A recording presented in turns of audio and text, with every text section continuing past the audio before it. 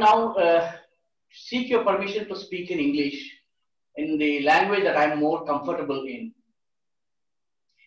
Friends, the history of Hyderabad, especially the history of the liberative struggle in Hyderabad against the tyranny of Nizam and the terror of the Razakars, is a much distorted history. It has been a victim of misinformation, fake narrative, and falsehoods. Unfortunately, there is a concerted attempt over last 7 decades to whitewash this history and paint the villains of this whole episode as the heroes and victims, and try to obscure the history of the real freedom fighters. This is one of the most heinous attempts ever made, and unfortunately, the so-called nationalist forces that fought against Nizam, the so-called nationalist forces who waged a relentless war against the Nizam, Mir Usman Ali Khan, and his Razakar army, are also complicit in this whole conspiracy to distort Hyderabad's history. The Congress party which came to power is also responsible for this. I will give you one small example. The 10th class Telugu language textbook of the Telangana government, the present textbook, the textbook that is in currency today, the third lesson in the textbook is a poem by Dasharathy Krishnamacharya, one of the famous poets. He was a poet laureate in undivided Andhra Pradesh, a fiery poet, fired up with the patriotic feelings, and he himself was incarcerated in Nizamabad Kila jail by the Nizams. And this man writes a poem where he likens Nizam to the web of a spider.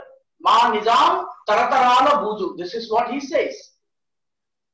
In the 11th chapter, 11th lesson of the same textbook, for the same standard, there is a lesson called Golkonda Pattanam, which praises Nizam to the skies and calls him the builder of modern Hyderabad, and says he's a secular person, and calls him one of the best princes and kings and royalty in the pre-independence India.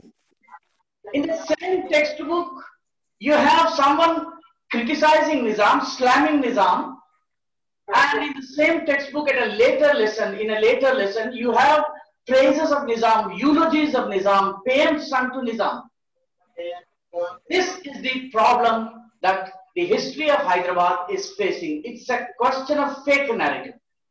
It's a question of false narrative, and Itihas Sankalan Samiti and all nationalistic minded people must fight this fake narrative. Dear friends,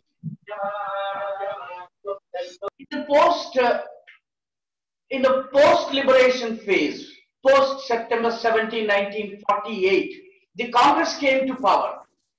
The Congress gave into the vote bank politics and tried to obscure the history of our freedom struggle.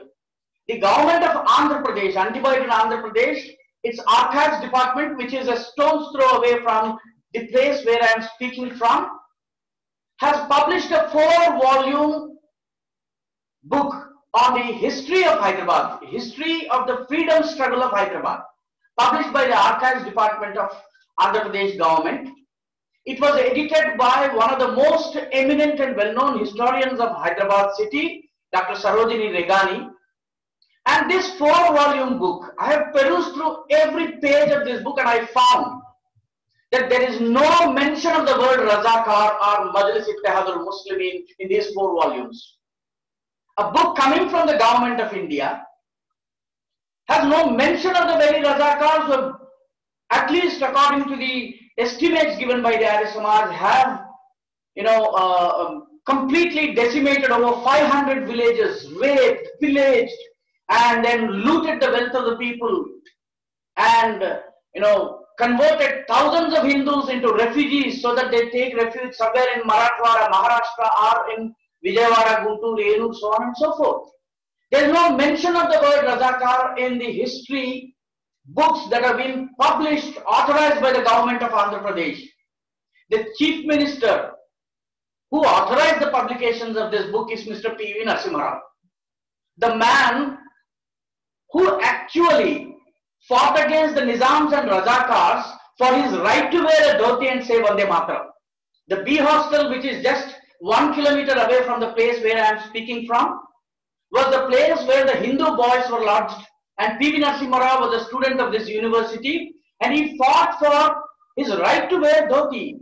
He was debarred from here and he had to go to Nagpur and then complete his education, and that's how he learned Marathi language. It was this fake history was authorized by a freedom fighter. That is the greatest misfortune. And the second problem that we are facing is the history of Hyderabad's liberation struggle has been trifurcated. When we adopted the linguistic states in 1956 and Andhra Pradesh was carved out, a united Andhra Pradesh comprising of the Telugu speaking people was carved out, the history of Hyderabad liberation was limited to the Telangana districts, 9 Telangana districts. Actually, the Hyderabad state of Nizam had 9 Telangana states, 5 districts from Maharashtra and 2 districts from Karnataka. Karnataka used to be known as Hyderabad Karnataka till recently. Only a couple of years ago, the name has been changed to Kalyana Karnataka. So the last umbilical cord that linked the Hyderabad Karnataka with the Hyderabad state is now lost. The next generation will not even remember the Hyderabad Karnataka's connection with Hyderabad. The Marathwada has been merged.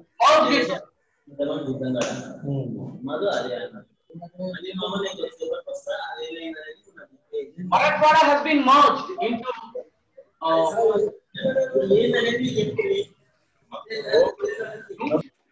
yes.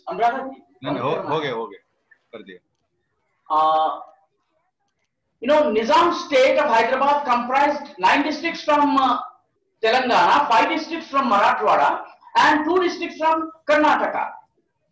Immediately after the trifurcation of this Hyderabad state, the Marathwada merged into Maharashtra state, the Hyderabad Karnataka merged into the Karnataka state, and the Telangana became part of Andhra Pradesh. So the history of the struggle against Nizam was also trifurcated, and Marathwada today celebrates September 17 as Marathwada Mukti Divas. They are only bothered about Maharashtra. The Hyderabad Karnataka, which now goes by the name Kalyana Karnataka, celebrates the Hyderabad Karnataka Vimukti Divas. It does not talk about Hyderabad and Telangana. And the people of Telangana believe that it is a day when Telangana was liberated. So this is how the history has been trifurcated. Today the Telangana historians do not look beyond the borders of Telangana. The historians who write the accounts of the struggle against the Razakar and the Nizam do not look beyond Bodhan. In those in Maharashtra. Those in Karnataka write about the role of Arya Samaj in Gulbarga, Raichur, Hubli, so on and so forth. They do not even want to look at the history of Telangana. So the history, a common struggle waged by people of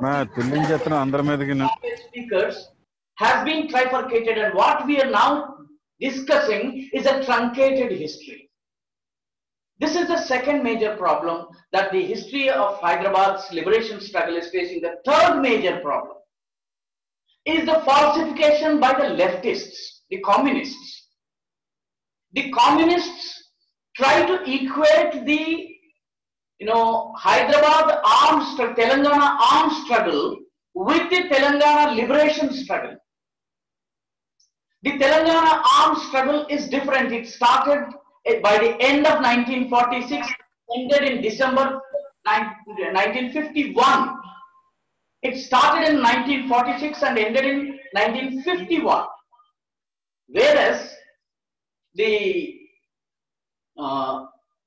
Hyderabad's liberation struggle ended on September 17, 1948. So after September 48, Nizam was gone, the Razakars was disbanded, the army was disbanded, Nizam's army was disbanded, The rule was in the hands of the military for some time and then by a civilian government. Then there were elections. So who were the communists fighting against? They were not fighting against the Nizam because there was no Nizam. They were not fighting against Razakars because there were no Razakars. They were fighting against the government of India, led by Jawaharlal Nehru. They were fighting against the government of Andhra Pradesh, government of Hyderabad, which was led by Guru Ramakrishna Rao ji. They were fighting against which government? They were fighting against the sovereignty of India. But unfortunately, the communists have written so much about their struggle. After all, the whole communist armed liberation is a struggle limited to 2 districts, just 16,000 square kilometers, starting from Bhongir, Janagaon, Nalgonda and Bhongir and Warangal. These are the 4 districts. Of course, there were some stray incidents like the martyrdom of Anaveri Prabhakar Rao in Karimnagar, and there were some fights in the Bayaram area, Khammam. There's no doubt about it. But the communist struggle was limited to these 2 districts. How can a fight against the government of India that is geographically limited to 2 districts be equated with the liberation struggle of Hyderabad? How can you equate it with the liberative struggle of Hyderabad, which encompasses 16 districts, including 5 from Marathwada and 2 from Raichur? So this is a distortion. Unfortunately for us, the communists have all written their accounts. Then on Telangana struggle, there is a huge volume written by Puchanapalli Sundaraya garu. D. Venkateswara, Devulapalli Venkateswara Rao came out with a huge tome. And a lot of other people. I have recently read a book written by one person called Mr. Paila Ramareddy, who worked in the Venugodu village and Sunkishara village of Nalgonda, some 20 kilometers from Bhongir. He has written 300 pages. So the communists have built a narrative using the weaknesses of the Congress government, which stopped talking about the Razakars. They tried to peddle their version of history, their anti-India struggle, as the history of the liberation struggle of Telangana. So this is one major distortion that the Itihas Sankalan Samiti and nationalists like us must fight. The 4th and final, of course not the final but the 4th most importantly, is the narrative built by the Razakars. Razakars themselves, immediately after the police action, they laid low. For years they did not open their mouth. The place where I am speaking from, some 2 kilometers from here, is Adikmet. In Adikmet, Qasim Razvi, who was released from Chanchalguna jail in around 1955 and was asked to leave for Pakistan within 24 hours, he convened a meeting of Majlis Ittihad al-Muslimin in Adikmet area, which is just about 1 or 2 kilometers from here. In this Adikmet, he invited around 160 people, 40 people came, and he asked someone to take the responsibility of MIM, running the MIM. No one came forward. A young lawyer by name Abdul Wahid came forward. Abdul Wahid's son is Sultan Salahuddin Owaisi, who was Hyderabad's MP for 2 or 3 times. His son Asaduddin Owaisi is a national icon for liberal secularism in India today. His brother Akbaruddin Owaisi is the one who challenged the government of India to remove the police, keep aside the police for 15 minutes so that they can make a mincemeat of the Hindus, 85% Hindus in this country. So the link between the present Majlis Ittihad al-Muslimin and the Majlis Ittihad al-Muslimin of the Qasim Razvi era is still alive. But the Razakars have laid low for nearly 30 years, 20 years. They were building the narrative within their community. Dear friends, I have been studying this phenomenon from 2000, year 2000 onwards. From 2000 to 2018, 18 huge volumes in English have come from the Razakars or the supporters of the Razakars. They have brought out books in English, scholarly books, where they tried to build a narrative that it was the Muslims who suffered, not the Hindus. There is no account of the sufferings of the Hindus in the hands of Razakars. Those who have had some experiences, they've all passed away. That generation is no longer there. Congress has obliterated the history of Razakars. So who tells me the story of the atrocities of Razakars? There's no one now. So the Razakars are now trying to peddle their narrative. For instance, in 2007, A.G. Nurani, a famous constitutionalist, came out with a 388-page volume called Destruction of Hyderabad. Look at the name. What is he trying to convey? He is trying to tell you that Hyderabad has been destroyed by Indian military. The glory of Hyderabad has been decimated by the insensitive bastards from the Indian army. This is what he tries to tell us. This is the narrative he peddles. In 2018, there was a book published by Rowley Publications, one of the very well-known publication house. The name of the book is October Coup. This book is written by Haider Mohiuddin, who was the collector of Osmanabad at the time of the police action. And this man says that Razakars are friendly to the people. They did not, commit any atrocities. It was the Muslims who were actually victimized. So there is a new narrative. So there were 18 books written in English for the consumption of the world audience, published by publication organizations that have ISBN numbers, which means that these books go into the famous libraries of the world. And they are trying to build a narrative which shows that it is not the Hindu who is the victim, it is the Razakar or the Muslim who is the victim. They try to dig out a non-report called Sundarlal report, which says that 27,000 to 50,000 Muslims have been massacred.